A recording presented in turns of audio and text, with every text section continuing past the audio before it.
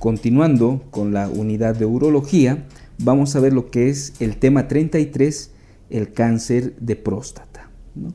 Este cáncer de próstata es el tumor maligno más frecuente en los varones y se debe generalmente a un crecimiento anormal y desordenado de las células que cubren el epitelio glandular, ¿no? Y que también tienen esa diseminación a otros órganos.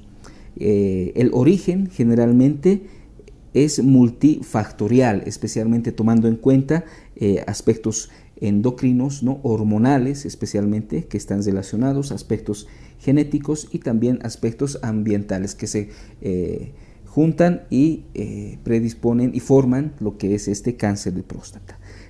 Anatómicamente el cáncer de próstata aparece más en la parte periférica, ¿no? A diferencia de la hipertrofia prostática benigna que aparece en la parte periuretral, ¿no? Entonces cáncer de próstata en la parte periférica, ¿no? De la próstata. Histológicamente es el adenocarcinoma acinar el más frecuente, ¿no? Entonces vemos aquí en las imágenes, vean cómo hay tumoraciones, especialmente en esta parte periférica de la próstata, y el adenocarcinoma es el adenocarcinoma acinar, ¿no? Recordemos que la próstata es una glándula túbulo acinar, ¿no? De esos acinos prostáticos es el donde más frecuentemente se forma este adenocarcinoma prostático. Bueno, ¿qué factores de riesgo tenemos? Especialmente las hormonas, los andrógenos, ¿no? Testosterona, dehidrotestosterona, ¿no? La edad avanzada, ¿no? A medida que avanza la edad hay más riesgo de tener un cáncer de próstata. La raza más afectada son los afroamericanos, ¿no? La historia, tener un familiar de primer grado aumenta en más el riesgo de este cáncer, y están implicados los genes, la mutación de los genes BRCA1 y de los genes BRCA2, ¿no? Son factores de riesgo a tener en cuenta en el momento de diagnóstico y tratamiento. Vale destacar, ¿no? Que la hipertrofia prostática benigna no está relacionada, no predispone a un cáncer de próstata, ¿no? Entonces, HPV por un lado, cáncer de próstata por un lado, no hay una correlación, ¿no? No es que la HPV predisponga a cáncer de próstata, no, eso no se ha identificado. El cuadro clínico generalmente, si el tumor está todavía localizado, el paciente generalmente va a estar asintomático, pero si el paciente ya presenta algunos síntomas como hematuria, hemospermia, ¿no? Presencia de sangre en el líquido seminal, si ya tiene datos de uropatía obstructiva o incluso dolor óseo, especialmente esas lumbalgias dolorosas, ya nos indica un estado avanzado de este cáncer de próstata. Y generalmente si el paciente tiene síntomas obstructivos, hay que pensar que puede tener una hipertrofia prostática benigna acompañante, ¿no? A este cáncer de próstata. Esto más que todo por la localización, ¿no? Bueno, para el diagnóstico, ¿no? Generalmente se busca hacer un diagnóstico precoz, ¿no? Especialmente si el paciente ya tiene más de 50 años o si tiene algún familiar cercano, ¿no? O de primer grado que haya tenido un cáncer de próstata. En este caso, ¿no? Se solicita lo que es el antígeno prostático específico o el PSA, ¿no? En otros. Y también se les realiza el tacto rectal, ¿no? Si uno de los dos es positivo, estaría indicado una ecografía transrectal, ¿no? Bueno, entonces vemos en la imagen, tenemos el tacto rectal, ¿no? Y los niveles de antígeno prostático específico, ¿no? Que son los más utilizados en los pacientes que tengan esos factores de riesgo, ¿no? Sean mayores de 50 años, se puede hacer este cribado mediante el uso de tacto rectal y niveles de PSA, ¿no? Que son complementarios entre sí, ¿no? Y bueno, actualmente este PSA ayuda especialmente en lo que es localizar enfermedad tumoral aún localizada en sus primeros estadios. Bueno, ¿y cuáles vendrían a ser las indicaciones para realizar una ecografía transrectal con toma de biopsia? Por ejemplo, cuando el tacto rectal es sospechoso, ya directamente podemos solicitar una ecografía transrectal. Cuando los niveles de antígeno prostático específico son mayores a 10, de igual manera. Y si los niveles de antígeno prostático específico están entre 4 y 10, generalmente acompañamos de lo siguiente, ¿no? Buscamos un antígeno prostático específico libre en relación con su AP total, ¿no?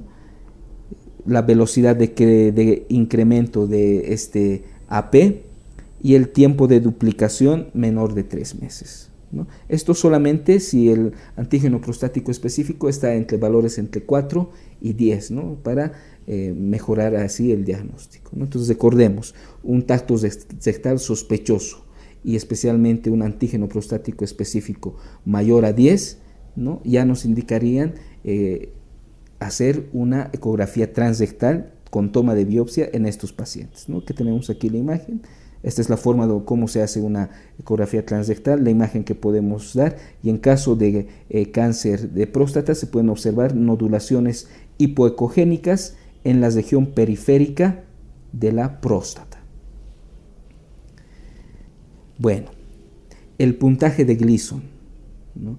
Esto es ya un puntaje que se obtiene por un estudio anatomopatológico, ¿no? Donde, si vemos aquí en esta imagen, ¿no? Podemos encontrar varias puntuaciones que van de 4 a 5, ¿no? Entonces se busca en la pieza microscópica, ¿no? cuáles son los puntajes más frecuentes, ¿no? Puede ser el 2 o puede ser el 4 y se van sumando. Por lo tanto, el puntaje total, ¿no? De Gleason, ¿no? De acuerdo a las características histológicas, nos da esa relación pronóstica principalmente. Por ejemplo, aquellos puntajes totales de Gleason menores a 6 nos indican un carcinoma bien diferenciado y generalmente tienen buen pronóstico. Los puntajes de 7, ¿no? Son ya, nos indican un tumor moderadamente diferenciado y un riesgo intermedio. Los puntajes de 8 a 10, es decir, mayores a 7, generalmente son cánceres ya poco diferenciados y nos indican un mal pronóstico. Entonces, esa es la importancia del score de Gleason, ¿no? Menores a 6, un carcinoma bien diferenciado, buen pronóstico. En puntaje de 7, moderadamente diferenciado, un riesgo intermedio, y entre 8 a 10 puntos ya es mal diferenciado y un mal pronóstico. Bueno, ¿qué es lo que hacemos cuando la biopsia es positiva, ¿no? Es una biopsia susceptible de un adenocarcinoma acinar y además tiene uno de los siguientes datos. Por ejemplo, su antígeno prostático específico en este paciente sea mayor a 10 o tenga un Gleason mayor a 8, ¿no? O al tacto rectal vemos que el tumor está sobrepasando lo que es la cápsula, ¿no? O el paciente simplemente ya tenga sintomatología, ¿no? Es decir, una biopsia positiva con cualquiera de esas otras características ya nos indica una enfermedad avanzada. Por lo tanto, habrá que pedir una tomografía de abdomen y pelvis, ¿no? Para ver la extensión del tumor y una gammagrafía ósea para ver metástasis óseas, ¿no? Especialmente en columna vertebral. Bueno, y hablando un poco de las metástasis, el primer lugar donde metastatiza el cáncer de próstata es a nivel de los ganglios linfáticos pélvicos, que vendría a ser el lugar más frecuente, seguido de lo que son los huesos, las metástasis óseas. Bueno, y vemos aquí un poco el TNM de este cáncer de próstata, ¿no? Analizamos un poco el TNM. En el T, que son las características del tumor, podemos encontrar un T1, un T2, un T3 y un T4. Vean cómo el T1, por ejemplo, es un tumor que no se palpa ni se ve por imagen, ¿no? Es un tumor no palpable ni visible, ¿no? Que vendría a ser este T1. El T2, ¿no? Ya es palpable, se puede ver, pero generalmente está confinado a la próstata. Puede ser a un lóbulo o a 2 lóbulos, pero todavía está dentro de la que es la próstata. El estadio T3 generalmente ya va más allá de la cápsula prostática, ¿no? Y como están viendo, generalmente involucra en primer lugar las vesículas seminales, ¿no? T3. Y el T4 ya es donde ya hay afección más allá, ¿no? Los órganos subyacentes, ¿no? Vejiga, como en este caso, recto, etcétera, ¿no? Esos vendrían a ser el T1, T2, T3, T4 del cáncer de próstata. También está lo que es N0, N1 en relación si hay ganglios afectados o no, y M1A, M1B, M1C si es que existe metástasis a distancia, metástasis ósea o en cualquier otra localización. De cualquier manera, combinando este TNM que tenemos de este paciente, además de del antígeno prostático específico con sus valores y la escala de Gleason, ¿no? Se puede clasificar al paciente en 4 estadios, ¿no?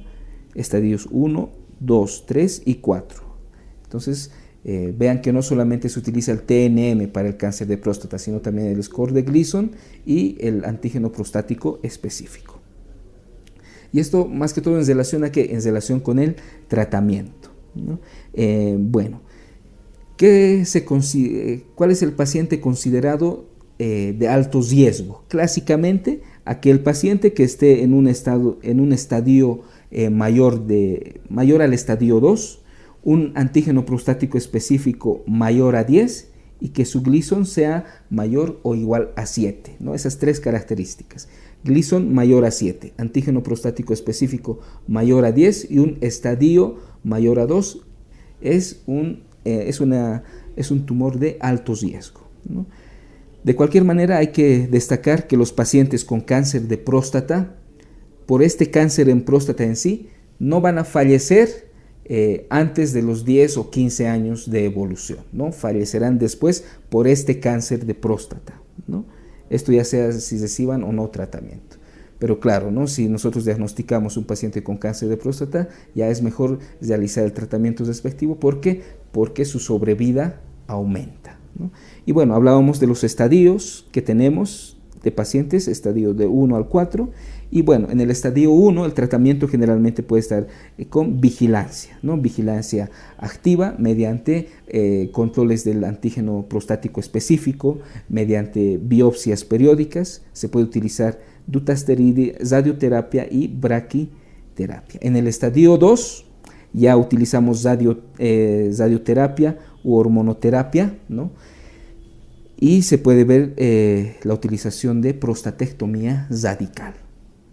En el estadio 3 ya podemos utilizar la radioterapia externa, hormonoterapia y de igual manera valorar la prostatectomía radical. Y en el estadio 4, que vendría a ser ese estadio metastásico, el tratamiento en base a hormonoterapia, ¿no?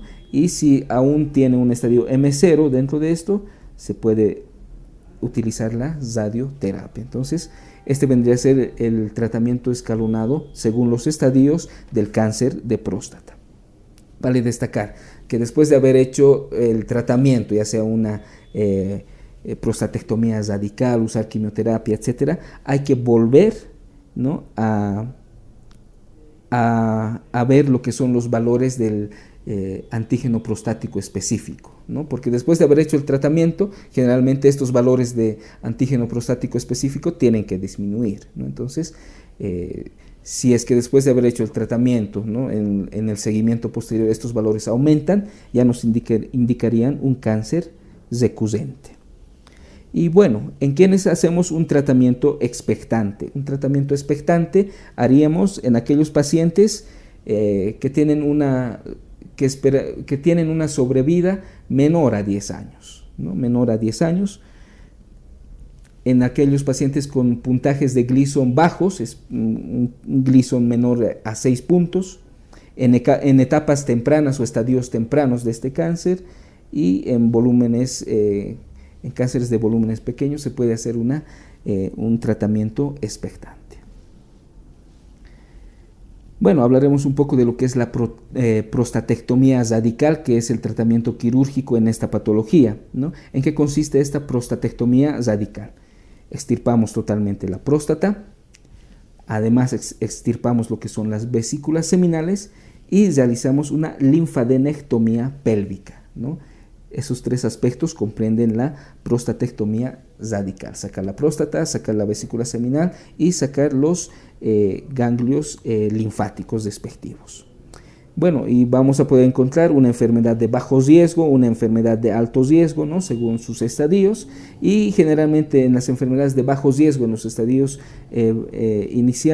iniciales, se hace esta prostatectomía radical, pero se pueden conservar los nervios cavernosos. ¿Esto para qué? Para que el paciente no tenga mucha disfunción eréctil, ¿no?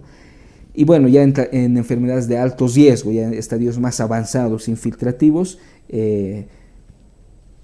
se puede no conservar estos nervios y ver incluso el tratamiento con radioterapia u hormonoterapia. Bueno, las técnicas de esta prostatectomía radical puede ser por técnica retropúbica, perineal y en otros lugares por técnicas robóticas, ¿no? Bueno, de cualquier manera, dependiendo la técnica utilizada, como vemos aquí en la imagen, es por vía perineal, ¿no? Las complicaciones de cualquier técnica utilizada de prostatectomía radical generalmente son la incontinencia urinaria y la disfunción eréctil principalmente, ¿no? Ya sea retropúbica, perineal o robótica, la técnica utilizada, que lo tienen descrito en el libro, ¿no? Estas son las complicaciones más importantes.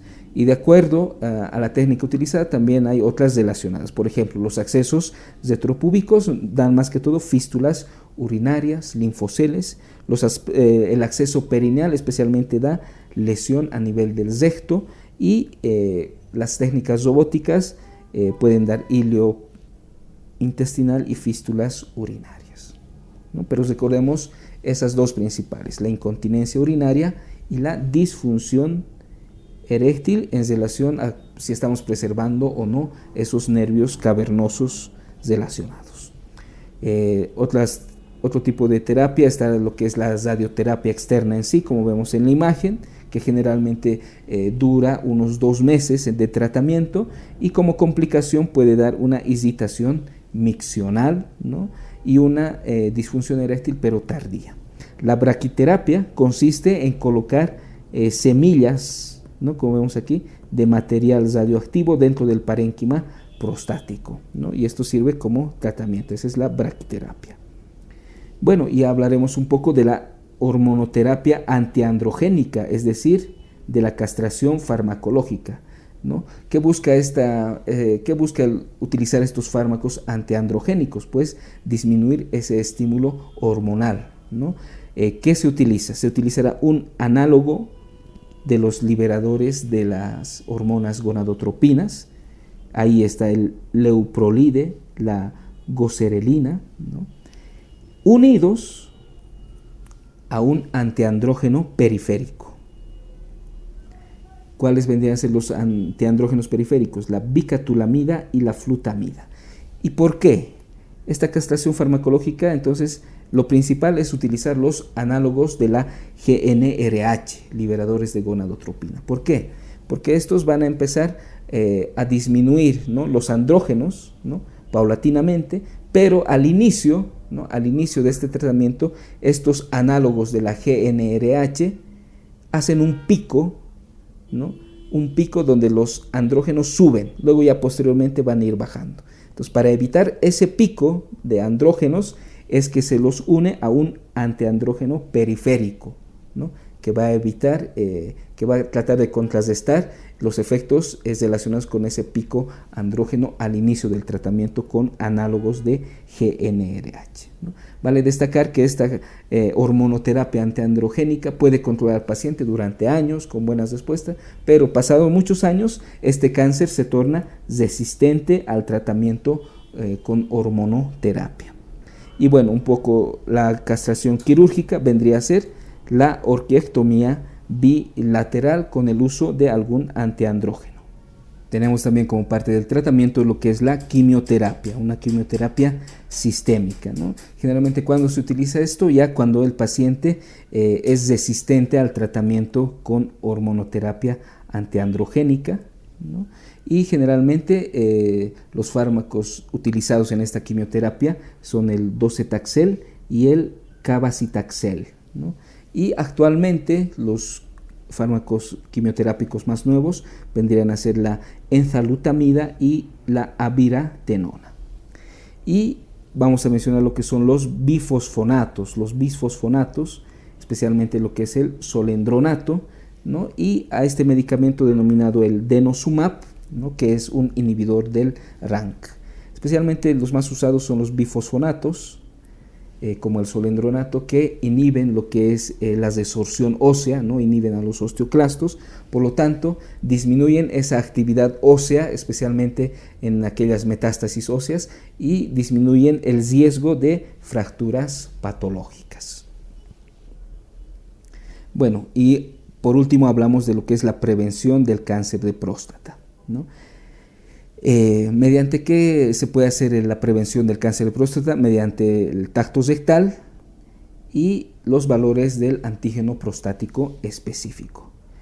Especialmente en aquellos pacientes que tengan factores de riesgo, ¿no? Factores de riesgos identificados, ¿no? Si el paciente tiene factores de riesgo, el cribado comenzará a los 40 años, ¿no? Por ejemplo, que tenga un familiar afecto, ¿no? de un cáncer de próstata, ¿no? El padre o el abuelo tenía un cáncer de próstata, ya es un factor de riesgo, es de la raza afroamericana, por ejemplo, ¿no? O la edad más avanzada, ¿no? Entonces, en este tipo de pacientes, tanto el tacto rectal como los valores de antígeno prostático específico ya pueden iniciarse a los 40 años de edad. Pero si el paciente no tiene estos factores de riesgo, generalmente se inicia el cribado a los 50 años, ¿no?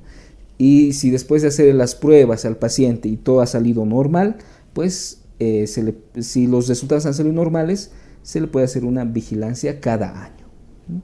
Y de cualquier manera hay que decir que toda actividad de prevención debe ser discutida con el paciente, ¿no? Y esto viendo cómo es la calidad de vida y la esperanza de vida del paciente, ¿no? Recordemos que el cáncer de próstata en sí, por el tumor mismo en sí, no va a disminuir la vida del paciente antes de los 10 o 15 años de vida. Entonces, si el paciente tiene una esperanza de vida desde el momento del diagnóstico a más de 10 años, pues hay que valorar ahí lo que es la prevención, ¿no?